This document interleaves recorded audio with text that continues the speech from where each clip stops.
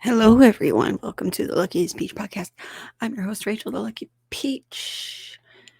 Welcome to me recording in my work clothes, smelling like dog. Because I put off and also was too busy to record early like I normally do. So if you're listening on Patreon at patreon.com/luckypeach, I apologize for the late upload. No excuses, honestly. I could have recorded, but I don't know. Just this week was not the best. It was not that great. I was quite burnt out.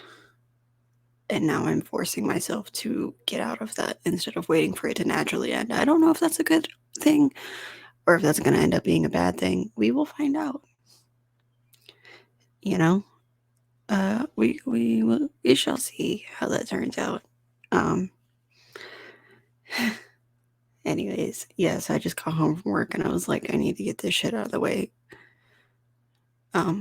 So this is me getting it out of the way when I should have done it a week ago, but whatever. Life happens. Yeah. Nothing. Burnout is the most exciting thing that has happened to me since streaming wars. I got a new tattoo. If you go to my Twitter at Lucky Peach, you can see a picture of that. It is like a bathroom gender sign, but like, so there's like the male figure for the bathroom sign, and then on top of it, upside down, is the female figure. But there's just one head circle, so it's like the bodies are flipped towards each other. I don't know how to better explain it than that. Yeah, basically, it just sums up how I feel about my gender, being that I am gender fluid. So, yeah, it's about to start peeling.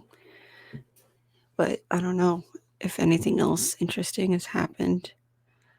I had a stressful week of location scouting for a production. And by stressful, I mean the locations I found were not the ones that I needed to be looking for. So I'm stressed out, basically having to start from square one. Yeah.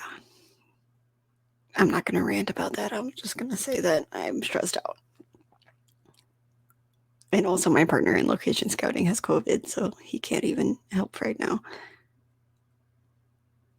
Anyways, though, yeah, that conversation about the location scouting was not one I needed to have while I was currently burnt out, but that's no one's fault. I'm not going to expect someone else to know how I'm feeling at any given moment, or that they have to walk on eggshells just because I'm not feeling good. But that being said, today is Cult of the Month. Woo! If you're new here, Cult of the Month is the second Tuesday of each month, where I review a film with a cult following that has been further than deemed as a cult classic film. And today, for Cult of the Month, because it is Black History Month, I am choosing to review Sweetback's Baadasssss song, directed by Melvin Van Peebles, who recently passed away. So rest in peace, King. Sorry, I was reading something. So the film itself, released in 1971, it is part of the blaxploitation genre. It was the first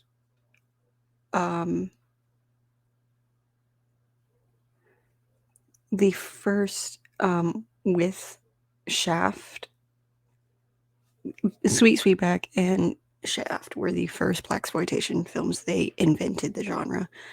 The reason it's both of them and not just one is because they both released the same year. So yes, blaxploitation, though, if you have not heard that term before, It's an ethnic subgenre of the exploitation film genre that emerged during the 70s, obviously.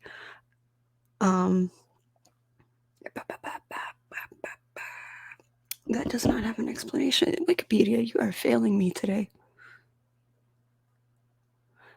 Okay, so basically, the genre proliferates offenses to the Black community in its perpetuation of stereotypical characters, often involved in criminal activity. And that's said by Junius Griffin of the NAACP. He coined the term. So the films were originally and are generally aimed at the urban African American audiences, but the genre's audience appeal has broadened across racial and ethnic lines over time, mostly with Hollywood realizing the profit of expanding the audience,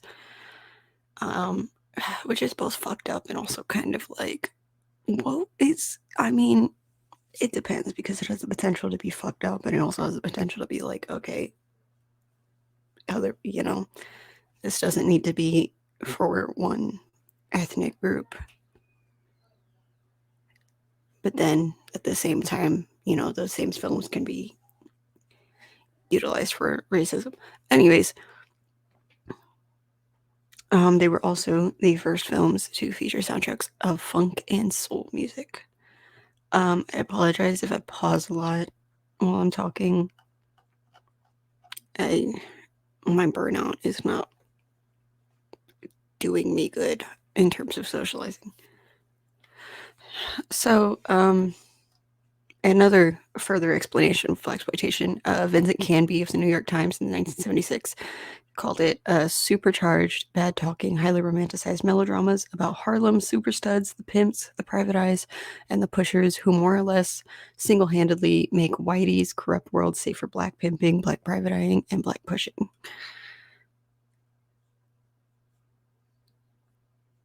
Yeah.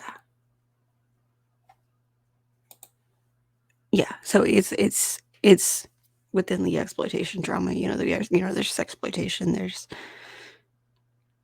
other forms of exploitation films. Sexploitation is the only other one I can think of off the top of my head at the moment, but you know what I mean. The subgenres of exploitation films fit, the first part of the name, blaxploitation, sexploitation.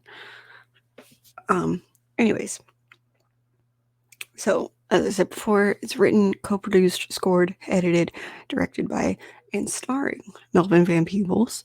His son Mario Van Peebles appears in a small role playing the title character as a young boy.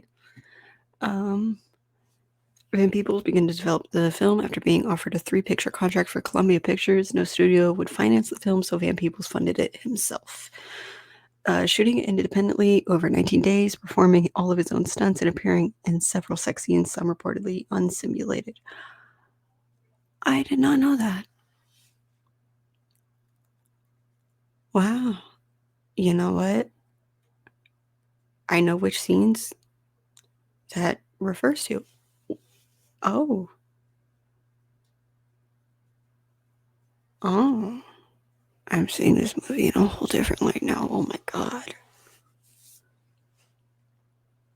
Because knowing how this film was made, it was consensual.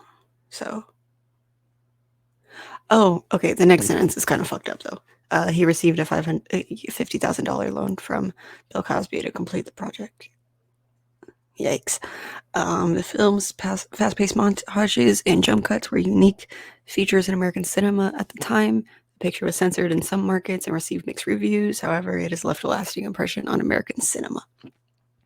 It did have a screening at the end of the Houston Cinema Arts Festival. I wasn't able to make it because that was the day that I went back to work after the festival. So, yeah. And then I believe the Museum of Fine Arts in Houston is showing a couple of Melvin Van Peebles films in their theater, including this. So, and then he recently got a box set with the Criterion Collection. I believe it's called the Essential Melvin Van Peebles.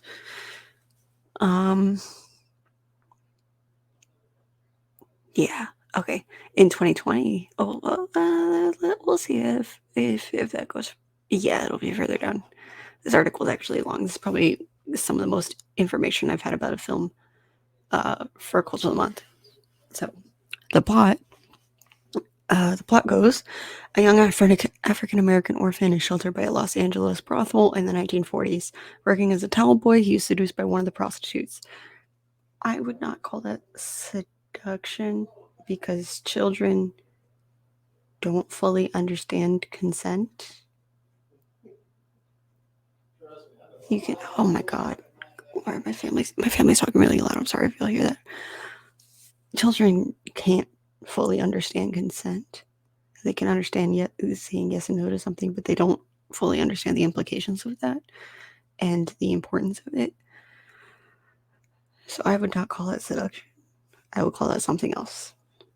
I would call that grape. Anyways, the women named him Sweetback in honor of his sexual prowess and large penis. As an adult, Sweetback performs in the whorehouse sex show. One night, 2 white LAPD officers come in to speak to Sweetback's boss, Beetle. A black man has been murdered, and there is pressure from the black community to bring in a suspect. The police suggest arresting Sweetback to appease their superiors, blame him for the crime, and then release him a few days later for lack of evidence. Beetle agrees, and they arrest Sweetback. On the way to the police station, the officers also arrest a young Black Panther named Mumu after some trouble. They handcuff him to Sweetback, but when Mumu insults the officers, they take both men out of the car, undo the handcuff from Mumu, and beat him. In response, Sweetback fashions his handcuffs into brass knuckles and beat the officers, putting them into comas. Sweetback returns to the whorehouse for help, but Beetle refuses out of fear of being arrested himself. As Sweetback leaves, oh my fucking god, I'm sorry. I'm sorry. I'm sorry if y'all have to hear that. They are talking very loudly, very closely to my bedroom, and I do not know why. Anyways, as Sweetback leaves, he is arrested and beaten by order of the police chief seeking information about Mumu's whereabouts, but escapes when a black revolutionary throws a Molotov cocktail at the police car, transporting him to the station for more severe interrogation. He next visits... I'm busy. Bro. This is the worst week for this shit to be happening.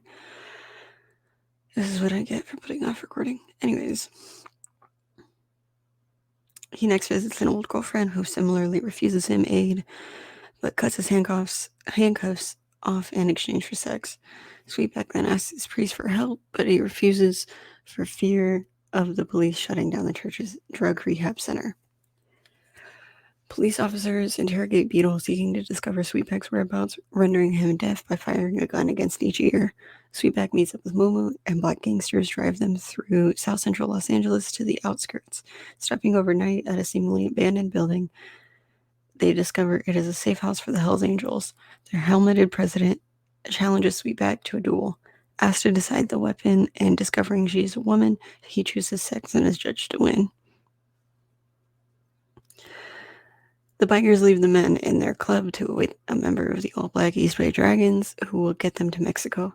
During the night, the club is raided by 2 policemen with drawn guns. Sweetback resists arrest and kills both officers in self-defense, but Mumu is badly wounded. The next morning, the dragon arrives, but his motorcycle can only carry 1. Sweetback asks him to take Mumu as the activist is their future. As Sweetback and Mumu continue to evade arrest, pressure mounts on the police. The police chief warns the staff that the fugitives' example could prompt a black uprising. The police badly beat up a black man sleeping with a white woman, believing him to be probably one of the fugitives and that he deserves a beating in any case. That's fucked up. Later, Beetle, now in a wheelchair following the police brutality, is brought to the morgue to identify a body believed to be Sweetback and smells when he sees it is someone else. As the police troll black areas for him, they find Sweetback's biological and rather confused mother, who reveals that his birth name is Leroy. Sweetback pays a hippie to switch clothes with him, deceiving a police helicopter which sends a patrol car in pursuit. Sweetback was also wounded in the shootout and both stows away and hitches rides. Stows away. That doesn't seem like good grammar. I don't know what the proper grammar for stow is. They both stow away and hitch rides on trucks and a train heading south. Running through arid country, he survives by drinking from a puddle and eating a lizard. When police hear he might be at a rural hippie musical event, he successfully disguises himself by simulating sex in the bushes. He is later spotted, and police borrow farmers' hunting dogs to track him. Realizing he will cross the border before they reach him, a policeman releases the dogs, expecting them to catch and kill him. However, at the Tijuana River, Sweetback stabs the dogs and then escapes to Mexico, swearing to return to collect some dues. So I apologize for all those interruptions during that reading. What is this podcast if not a mess? So the cast stars Melvin Van Peebles as Sweetback, Hubert Scales as Momo, Simon Chuckster as Beetle, John Dulligan as Commissioner, Retta Hughes as Old Girlfriend, John Amos as Biker, and Mario Van Peebles as Young Sweetback. But I swear to God, I'm so sorry. I'm probably gonna keep yelling about my brother being too loud. So pre-production, during production on Watermelon Man for Columbia Pictures, Van Peebles attempted to rewrite the script in order to change it from a comedy poking fun at white liberals into the first Black Power film.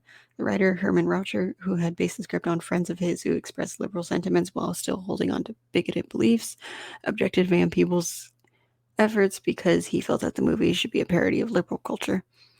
Raucher immediately exercised a clause in his contract that allowed him to novelize his own script, effectively preventing Peebles from too radically changing the film. That's fucked up. I mean, it does say that he still had bigoted beliefs, even though he was pretending to be liberal. I mean, I know a lot of people like that, not gonna lie. So that makes a lot of sense. But it is fucked up. After Watermelon Man proved to be a financial success, Van Peebles was offered a 3-picture contract. While the deal was still up in the air, Van Peebles, still wanting to create the first Black Power film, developed the story for Sweetback's Baadasssss song. The initial idea for the film did not come clearly to him at first. One day, Van Peebles drove into the Mojave Desert, turned off the highway, and drove over the rise of a hill. He parked the car, got out, and squatted down facing the sun. I swear to God. I feel like he's being loud next to my door on purpose now. He parked the car, got out, and squatted down facing the sun. He decided that the film was going to be about a brother getting the man's foot out of his ass. That is a direct quote. Because no studio would finance the film, Van Peebles put his own money into the production and started independently. Van Peebles was given a $50,000 loan by Bill Cosby to complete the film. Cosby didn't want an equity part, according to Peebles. He just wanted his money back. What does that mean? Oh, like he wanted to be paid back from the gross, from the profits. Van Peebles wound up with controlling ownership of the film. Several actors auditioned for the lead role of Sweetback, but told Van Peebles that they would not do the film unless they were given more dialogue. Van Peebles ended up playing the part himself. According to Van Peebles, during the first day of shooting, director of photography and head cameraman Bob Maxwell told him he could not mix 2 different shades of mechanical film lights because he believes the results would not appear well on film. Van Peebles told him to do it anyway. When he saw the rushes, Maxwell was overjoyed, and Van Peebles did not encounter that issue again during the shoot. Van Peebles shot the film over a relatively short period of 19 days in order to reduce the possibility of the cast, most of whom were amateurs, showing on some days with haircuts or clothes different from the prior day. He shot the film in what he referred to as globs, where he would shoot entire sequences at a time. Because Van Peebles could not afford a stuntman, he performed all of the stunts himself, which also included appearing in several unsimulated sex scenes. At one point in the shoot, Van Peebles was forced to jump off a bridge. Bob Maxwell later stated, "Well, that's great, Mel, but let's do it again." Van Peebles ended up performing the stunt 9 times. Oh, Jesus, oof. Van Peebles contracted gonorrhea when filming one of the many sex scenes and successfully applied to the Directors Guild in order to get workers' compensation because he was hurt on the job. Oh, wow. Van Peebles used the money to purchase more film. I mean, that's one way to finesse the system. Was one way to finesse the industry. That's so wild, though. Van Peebles and several key crew members were armed because it was dangerous to attempt to create a film without the support of the union. One day, Van Peebles looked for his gun and failed to find it. Van Peebles found out that someone had put it in the prop box when they filmed the scene in which Beetle was interrogated by police who fire a gun next to both of his ears. It was feared that the real gun would be picked up instead of the prop. I'm assuming it was the prop because it doesn't say that it was the real gun. That is, now that I'm reading that, that's all too real considering things that happened last year. While shooting a sequence with members of the Hells Angels, one of them bikers told Van Peebles they wanted to leave. Van Peebles responded by telling them they were paid to stay until the scene was over.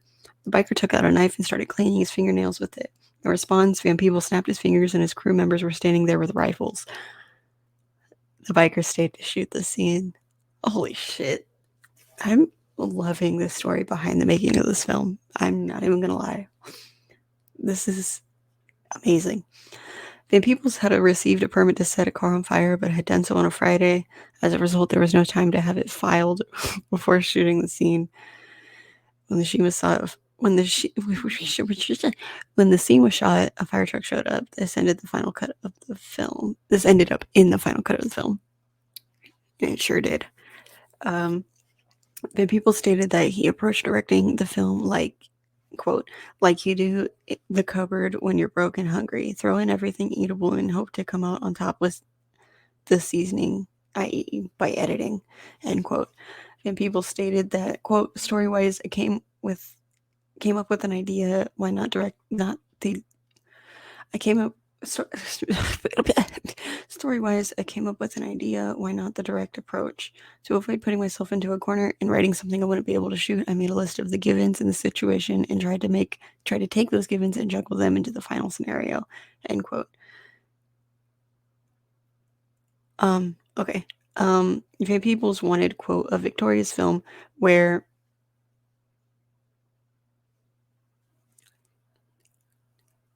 with the N-word, could walk out standing tall instead of avoiding each other's eyes, looking once again like they'd had it, end quote. Van Peebles was aware of the fact that films produced by major studios would appear to be more polished than low-budget, independently made features and was determined to make a film that, quote, looked as good as anything one of the major studios could turn out, end quote. There's going to be more quotes. Van Peebles knew that in order to spread his message, the film, quote, simply couldn't be a didactic discourse, which would end up playing to an empty theater for 10 or 20 aware brothers who would pat me on the back and say it tells it like it is, end quote. And that's a quote. That quote, to attract the mass, we have to produce work that not only instructs but entertains, end quote. Van Peebles also wanted to make a film that would, quote, be able to sustain itself as a viable commercial product. The man ain't about to go carrying no messages for you, especially a relevant one, for free, end quote. Van Peebles wanted half of his shooting crew, quote, to be third world people, so at best a staggering amount of my crew would be relatively inexperienced. Any type of film requiring an enormous technical sophistication at the shooting stage would not be attempted, end quote. Van Peebles knew that gaining financing for the film would not be easy and expected, quote, a great deal of animosity from the film media at all levels of filmmaking, end quote. Thus, he had to, quote, write a flexible script where emphasis could be shifted. In short, stay loose, end quote. The film's fast-paced montages and jump cuts were novel features for an American movie at the time. Stephen Holden from the New York Times commented that the film's editing had, quote, a jazzy improvisational quality, and the screen is often streaked with jarring psychedelic effects that illustrate Sweetback's alienation, end quote. In the 50 most influential Black films, a celebration of African-American talent, determination, and creativity, author S. Toriano Berry writes that the film's, quote, odd camera angles, impositions, reverse key effects, box and matting effects, rack focus shots, extreme zoom, stop motion, and step rendering, and an abundance of jittery handheld camera work all helped to express the paranoid nightmare that Sweetback's life had become. End quote. Since Van Peebles did not have the money to hire a composer, he composed the film's music score himself. Because he did not know how to read or write music, he numbered all of the keys on a piano so he could remember the melodies. That's smart. That's actually really smart. Why didn't I think of doing that when I wanted to learn piano? I mean, now I don't want to, but when I did, why didn't I think of that? Why aren't piano keys numbered? Anyways, Van Peebles stated that, quote, most filmmakers look at a feature in terms of image and story or vice versa. Effects and music are strictly secondary considerations. Very few look at film with sound considered as a creative third dimension, so I calculate the scenario in such a way that sound can be used, fuck my life, as an integral part of the film, end quote. I could not agree more. As a person who very much loves sound and is a audiophile, I could not agree more. Music is one of the most crucial parts of a film. Every part of a film is crucial, but the music is so important. If the music, the soundtrack, or the score don't fit in right, you're not gonna get the right feel. A good way to use music in film is to use it as an aid in telling the story. The best example I can think of, aside from this film, would be Titan or Titan. I don't know. Everyone I know pronounces it differently. I call it Titan. I've heard someone call it Titan, but you know what I'm saying. The music should help tell the story. That should be a thing where, like, you listen to the soundtrack, and the soundtrack alone can tell the story without actually having to watch the movie.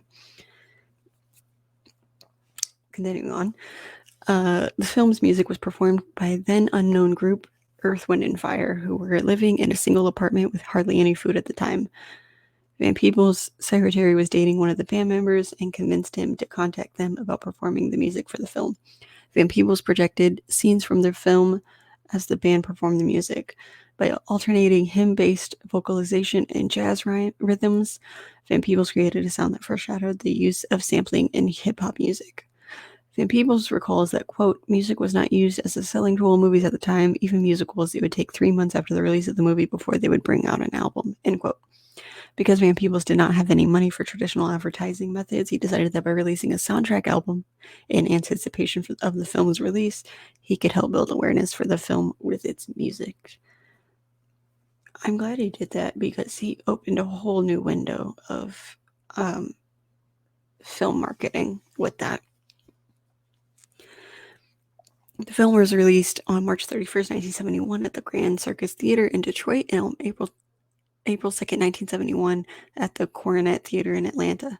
Melvin Van Peebles stated that, quote, at first only 2 theaters in the United States would show the picture, one in Detroit and one in Atlanta.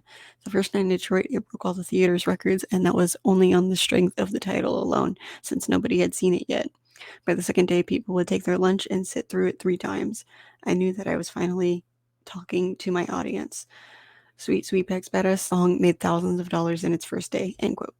It grossed $70,000 in its first week in Detroit. The film went on to gross over $15 million at the box office. What's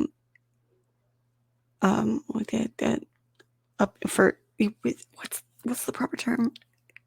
The inflated price in, like, it says in 2016 dollars, so adjusted for inflation. That's what I was looking for. Adjusted for inflation, that was about $90 million. So, like, $15 million then was the equivalent of $90 million now. After Sweetback received an X rating from the Motion Picture Association of America. Come on, Jack Valenti. Come on, Jack. Inspiring the advertising tagline rated X by an all-white jury, and the Music Hall Theater in Boston cut 9 scenes out of the film. Van Peebles stated, quote, "Should the rest of the community submit to your censorship, that is its business, but white standards shall no longer be imposed on the black community," end quote. The Region 2 DVD released from BFI Video has the opening sex sequences altered. A notice at the beginning of the DVD states, quote, "In order to comply with the UK law, with the Protection of Children Act 1978, a number of images in the opening sequence of this film have been obscured," end quote. I believe it doesn't say it on here, but it's saying the opening sequence altered. I'm pretty sure the Criterion release did not censor it, because, I mean, even if that's not like Criterion to do that anyways. Very much not like Criterion to censor a film. So if you're wondering, you can watch it on the Criterion channel, because that's where I watched it. Critical response was mixed. Kevin Thomas in the Los Angeles Times described the film as, quote, "a series of stark earthly vignettes." Van Peebles evokes the vitality, humor, pain, despair, and omnipresent fear that is life for so many African Americans, end quote. I don't want to read that one, but I'm going to. Stephen Holden in the New York Times called it, quote, "an innovative yet politically inflammatory film," end quote. Get fucked. The film website Rotten Tomatoes, which compiles reviews from a wide range of critics, gives the film a score of 72%. The end of the film was shocking to black viewers who had expected that Sweetback would perish at the hands of the police, a common, even inevitable fate of black men on the run in prior films. Film critic Roger Ebert cited the ending as a reason for the film not to be labeled as an exploitation film. I can see why he would say that, but I disagree. I wouldn't say the ending alone would negate the whole film itself being called exploitation.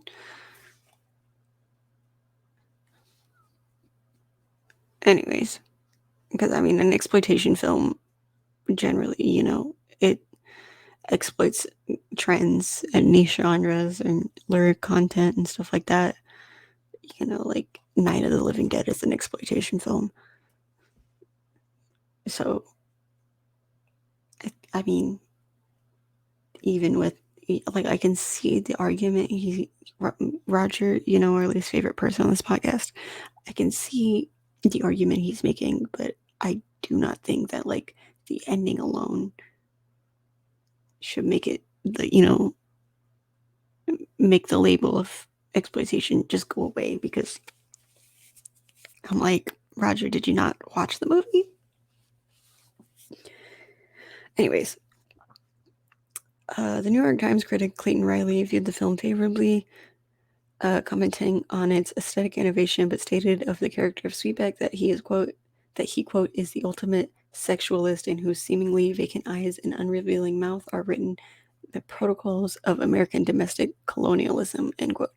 In another review, Riley explained that, quote, "Sweetback, the profane sexual athlete and fugitive, is based on a reality that is black. We may not want him to exist, but he does," end quote.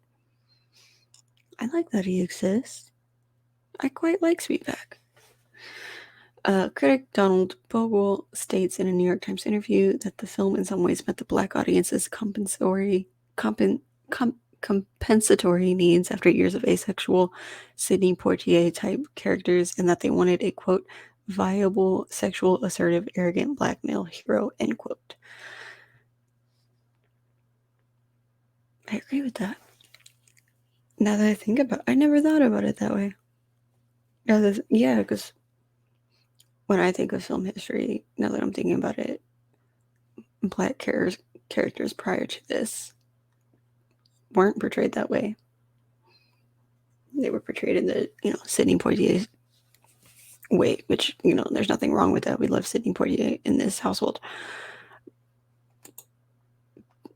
But I can see what they mean. Like, it gives more dimension, because it's not like, because then it's like, all black characters prior to this were played the same. In this way, it's being like, yeah, people have personalities. Everyone's different.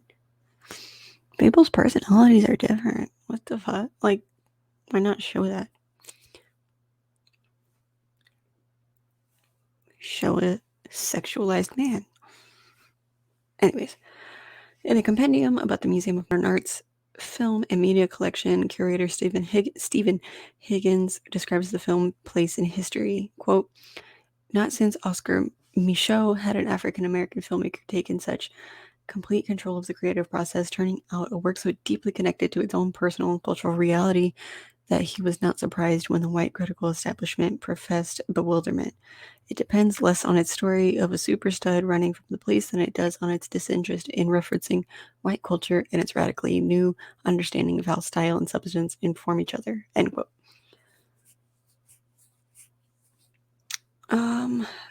Metroactive's Nikki Baxter's response is mixed. Quote, Sweetback introduced the biggest and baddest buck of the blaxploitation era. Warts and all, the film is perhaps the closest analogy to the progressive aims of the then flourishing black arts movement. Indeed, it can be argued that because it was written, produced, and directed by an American-born African outside of Hollywood, the film was not truly part of the blaxploitation genre, yet it cannot be denied that it shares certain thematic similarities. Get fucked. The film works best when it follows Sweetback's odyssey from stud boy to proto-nationalist consciousness, unlike the Horatio Alger-style integrationism propagated in past films about blacks. Here we see an outlaw among outlaws, nourished by a community segregated from the mainstream. It is in this disenfranchised community and not the sterile offices of the NAACP that he seeks and finds refuge. That feels like they're trying to that feels like they're trying to take a shot at the NAACP. That's, there are multiple options. Yes, this showed another option, but it sounds like you're trying to take a dig at the double ends, like that option. The sordid sexual trysts, the faux fantasies, and the residue are finally less interesting than Sweetback's quest for self-realization. End quote. All right. I don't agree with the person's review. Huey P. Newton, devoting an entire issue of the Black Panther to the film's revolutionary implications, celebrated and welcomed the film as, quote, the first truly revolutionary black film made, presented to us by a black man, end quote. Newton wrote that Sweetback, quote, presents the need for unity among all members and institutions within the community of victims, end quote, contending that this is evidenced by the opening credits, which state the film stars the black community. A collective protagonist engaged in various acts of community solidarity that aid Sweetback in escaping. Newton further argued that, quote, the film demonstrates the importance of unity and love between black men and women, end quote, as demonstrated, quote, in the scene where the woman makes love to the young boy but in fact baptizes him into his true manhood, end quote. This is, in fact, the rape scene mentioned in the earlier plot summary. Thank you, Wikipedia, for clarifying that I knew what he was referring to. The film became required viewing for members of the Black Panther Party. Makes a lot of sense. A few months after the publication of Newton's article, historian Lerone Bennett Jr. responded with an essay on the film in Ebony titled The Emancipation Orgasm, Sweetback in Wonderland, in which he discussed the film's black aesthetic. Bennett argued that the film romanticized the poverty and misery of the ghetto and that, quote, some men foolishly identified the black aesthetic with empty bellies and big-bottomed prostitutes, end quote. Bennett concluded that the film is, quote, neither revolutionary nor black because it presents the spectator with sterile daydreams and a superhero who is ahistorical, selfishly individualist with no revolutionary program, who acts out of panic and desperation, end quote. Bennett described Sweetback's sexual initiation at 10 years old as, quote, rape of a child by a 40-year-old prostitute, end quote. I mean, yeah, it is rape. But I disagree with the rest of what he said. I mean, it is rape of a child, but the prior stuff I don't agree with.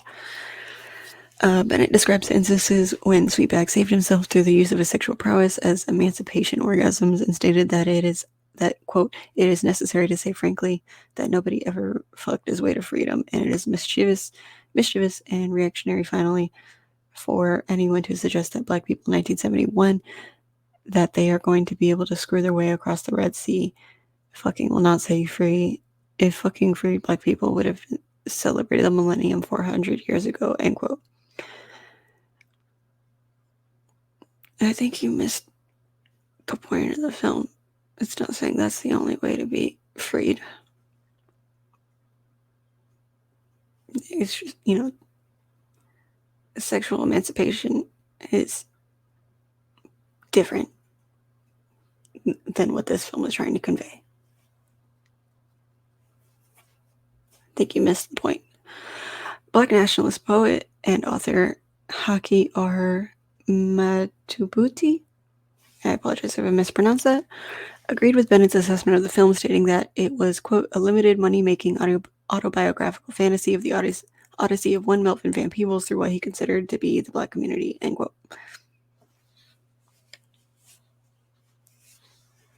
That sounds pretty gaslighty.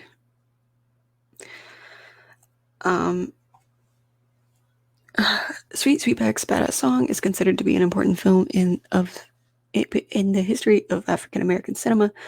The film was credited by Variety as leading to the creation of the blaxploitation genre, largely consisting of exploitation films made by white directors. As Spike Lee states, quote, Sweetback's Baadasssss song gave us all the answers we needed. This was an example of how to make a film, distribute it yourself, and most important, get paid. Without Sweetback, who knows if there would have been a She's Gotta Have It Hollywood Shuffle or House Party, end quote. Robert Reed Farr wrote that, quote, Sweetback was seen as the first in a long line of so-called blaxploitation features, end quote, and goes on to say that Van Peebles was, quote, one of the first artists to bring not only compelling but realistic images of Black Americans into mainstream cinemas, breaking with decades-long traditions, end quote. In 2004, Mario Van Peebles directed and starred as his father in Baadasssss, a biopic about the making of Sweetback. The film was a critical but not commercial success. In a 2019 reference book published by the Museum of Modern Art to commemorate key works of art in its collection, Ann Mora, associate curator of the Department of Film, says Sweetback's importance goes beyond the history of filmmaking and that its impact on, quote, social consciousness, culture, and political discourse remains indisputable, end quote. So, I liked this film a lot. I quite enjoyed it.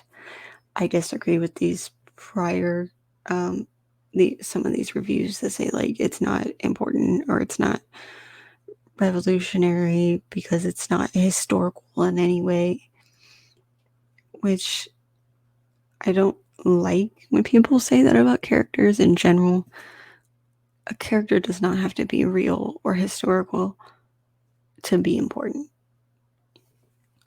or to be, revolutionary.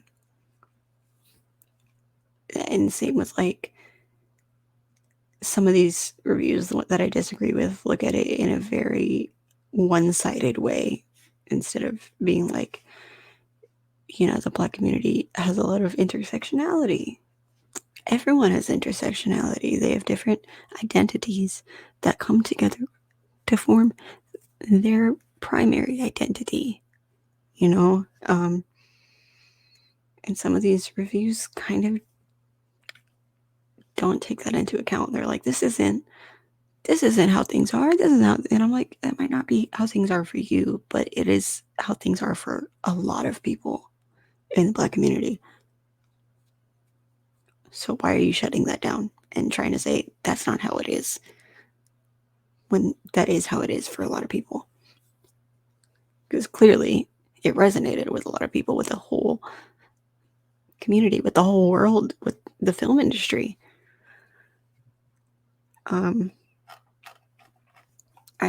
don't, and sexual emancipation, sexual liberation is entirely different, but this film intersects that with, racial liberation. So I disagree with those. My criticisms of this film are purely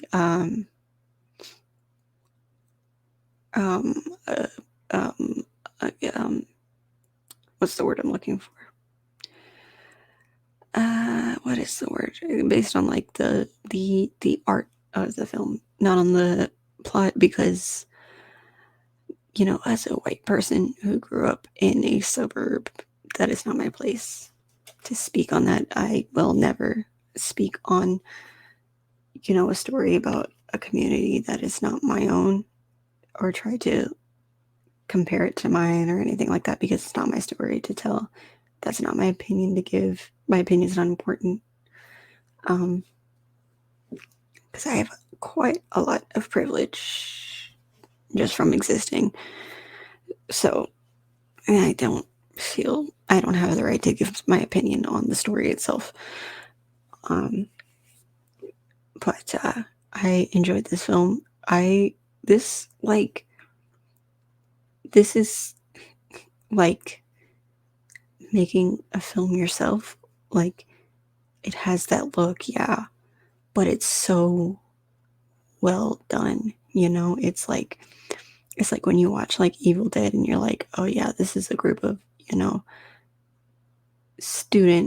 film students making this on film that they could barely afford, and there's so low budget. you know that's what this film is. It's this guy wanted to make the film himself, and he said, fuck it, I'm gonna make the film myself. I'm gonna make the film I want myself. I'm not gonna listen to what company was it? Columbia. I'm not gonna listen to Columbia. I'm gonna make my movie myself the way I want to. And I have so much respect for any and every filmmaker who's ever done that. Now, in 2022, filmmakers have a lot more of that freedom with the bigger production companies. A lot more. They don't have total freedom. All filmmakers don't, but they have more of that freedom to be able to do that with those companies. But we're talking in the 70s with, a black director who a film like this had never been made before. So, white producers at Columbia are going to, hear about this and going to be like, what? Why would we make that? Why would we make that?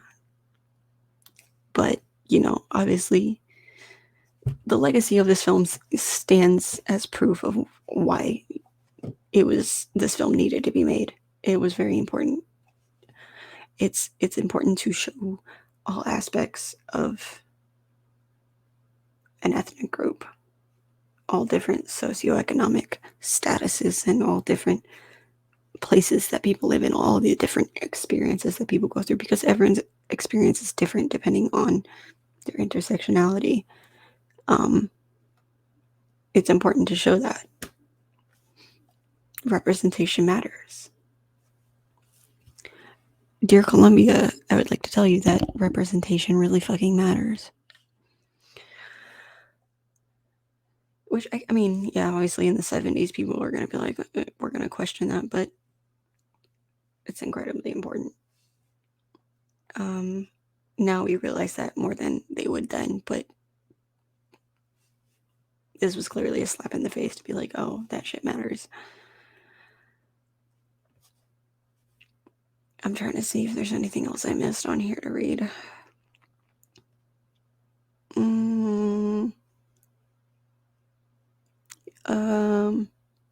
No, other than just, Roger Ebert can get fucked for not considering this exploitation film. This did not pop up later in the thing. Thought I was going to read earlier, and I skipped it because I was like, what if it pops up later on the article? It did not, so I'm going to read it now.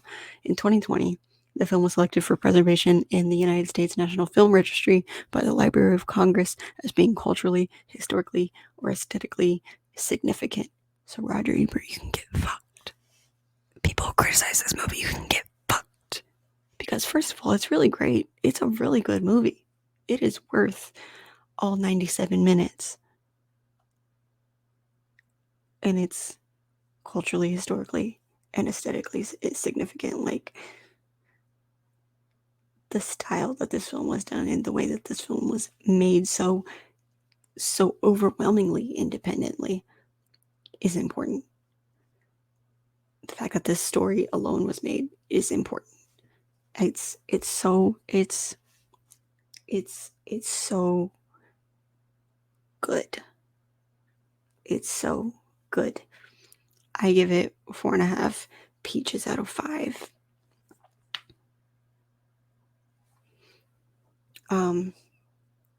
Yeah, I forgot to read this at the beginning of the article of this. I normally read it. It's directed, written, produced, starring, edited by Melvin Van Peebles. Also produced by Jerry Gross. Cinematography is Bob Maxwell. What else did he do? He worked a lot in exploitation films. Anything that I have heard of. Other than this movie, is there anything I've heard of that this man DP'd on? No. That's okay. Music is obviously by Melvin Van Peebles and Earth, Wind, and Fire prior to their commercial success in the 70s, later on in the 70s. Production company is Yeah Incorporated. It's distributed by Cinemation Industries. Released March 31st, 1971. 97 minutes. The budget was $150,000, and the box office was $15.2 million. In the 70s, that obviously, I don't think that applies to. I don't think that applies to like now when there's screenings of it or like residual checks. Yeah. So watch this movie if you get a chance. It is, as the Library of Congress states, is culturally, historically, and aesthetically significant. I like that phrase. I'm going to continue to use it when I talk about this movie because it is all of those things. It is overwhelmingly all of those things. It is important to culture. It is important to the history of this community, of the Black community, of the people who experience these things in everyday life. Aesthetically significant, just the visuals, the editing, the music, everything is just beautiful. And then just like I said before, how overwhelmingly independent this movie is so important. I would recommend this to a lot of film students, to a lot of people that are independent now, because like this is another bit of proof of like it's possible. It's possible. Make your fucking movie. Do everything you want. Don't listen to what these production companies have to tell you. Make your movie. Make it happen. So that is my review of it. I'm not going to read Letterboxd reviews because I don't feel like it, but also I have a feeling I know what the bad reviews are on it are going to like. I started reading like one really good review and one really bad review. I have a feeling I know what the bad reviews for this movie are going to look like, and I would rather just not read that at all. I would just rather not deal with that. Yeah, so you can find me everywhere at Lucky Peach, LVCKY Peach. I have a big announcement. Not an announcement, it's more of an update, but there's a link tree in the description of the episode, as well as on all my socials that take you to my Twitter, my Instagram, TikTok, Letterboxd, Twitch, which I don't really use, but it's there, YouTube, the podcast itself. And I'm always missing one. What am I missing? I'm missing something. I don't know. I'm always missing. Patreon. At patreon.com/luckypeach. That being said, thank you to my patrons at patreon.com/luckypeach. If you join Patreon, there are multiple tiers starting at $1. You get episodes a week early, typically a week early with the exception of this week, which I do apologize for. But you get episodes early on Patreon at patreon.com/luckypeach, as well as a lot of other perks. There are also stickers available at Ko-fi, that's ko-fi.com/the Luckiest Peach. There are stickers available there. And then the big update is that the website is almost ready. It is finally almost ready. I think by the time you guys listen to the monthly review, it will be ready. Literally all I have to do is add the backlog of episodes. Raul from the Nerdy Chicano and the Nerdcore said when he made the website for the Nerdcore, he didn't even bother adding all that because there were so many episodes, but I am determined to make everything available to you guys, so I will spend all that time devoted to adding the backlog of every single episode onto the website before I release it, or before I launch it. So when it is launched, keep an eye on my Twitter, again, at Lucky Peach. That's where all the updates will be, so it should be done by the time that the monthly review releases. That being said, the monthly review is The Tragedy of Macbeth. I'm going to be real honest, there was nothing that released in January that theatrically that I wanted to see. I had no desire to watch any of those films. Originally, I was going to do Cyrano, and then its wide release isn't until later on in February. So I was like, well, fuck it. I'll just review The Tragedy of Macbeth. It released theatrically on Christmas last year, but it released like officially on Apple TV Plus in January. So we're going with that. I wouldn't necessarily say it, fits the theme of Black History Month because it's made by, Joel Cohen, and it does have a primarily white cast, but it stars Denzel. So, I also don't have the right to tell you whether or not it fits, but it has Denzel. So I'm like, it's also the only thing that was most recently released theatrically that I am interested in reviewing for the podcast. So I will be reviewing The Tragedy of Macbeth next week, and I hope you come to that. I don't hope you come to that, but I hope you were excited for that. I hope you were excited for me to review a film that is an adaptation of a play by a writer I really honestly don't care about. Guys, I'm not a fan of Shakespeare, but I'm going to watch it because I'm a fan of Denzel Washington, and I am a fan of Joel Cohen. I'm also a fan of Ethan Cohen. I will be going to I will be reading Ethan Cohen's review of The Tragedy of Macbeth after I finish recording because I heard it is a doozy, and I'm excited for that. I heard it's petty as fuck, and I'm excited for that. So yeah, thank you guys for listening. I will see you guys next week. Again, I apologize for the interruptions and for me getting angry at those interruptions. But I will see you guys next week, and stay peachy.